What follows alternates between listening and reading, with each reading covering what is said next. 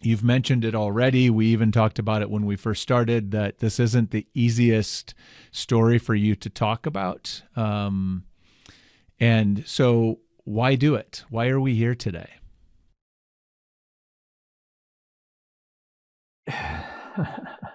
You're right. It's not the easiest story for me to tell.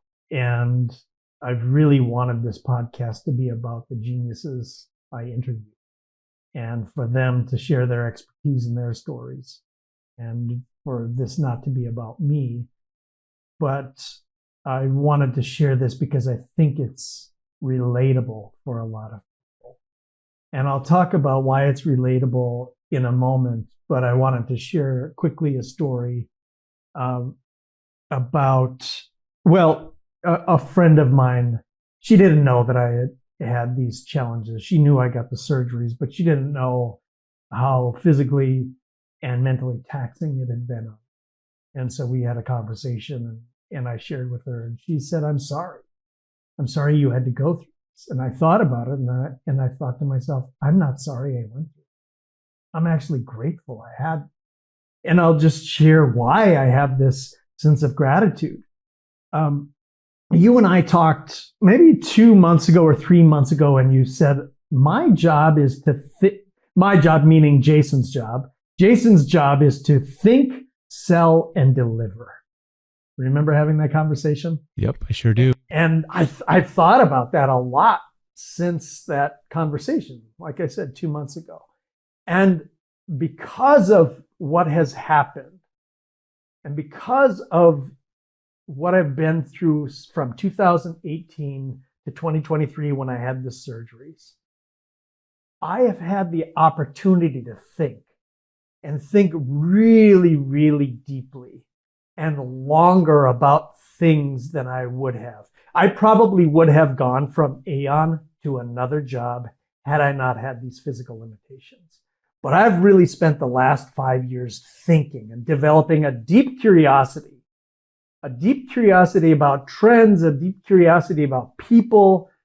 And I've had realizations and I've recognized things about myself and about the world that wouldn't have been possible without it. So while it was taxing, while it was difficult, I'm grateful that I had it. And I'll just give you a couple of examples of things that I've learned. One is I realized that I like to win. And you're a competitive guy. I'm a competitive guy. And so if I'm having a conversation, I don't mind talking about how smart I am or what I know. But I realized over the last 5 years or 6 years that I can have a conversation and try to win, or I can try to learn. I can't do both. So if I'm trying to convince somebody of something or win them over or sell them on a particular idea, I'm probably not learning. And I have realized that I don't want to win anymore. I want to learn. And that's a big transition for me. Somebody who's always been very, very competitive.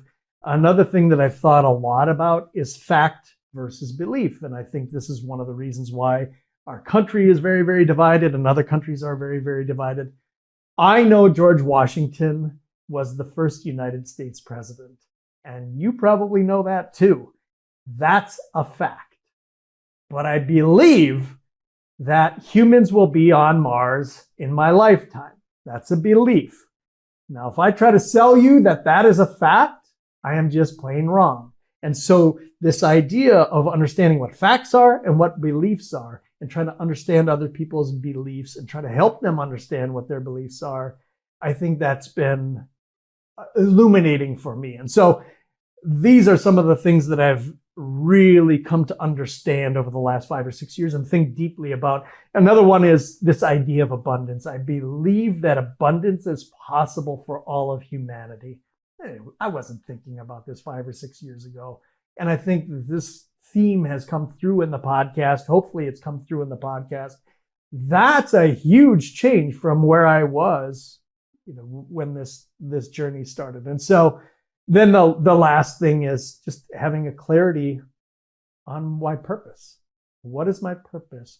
Why have I done the things that I've done over the last 30 years? And what do I want to do over the next 25 years.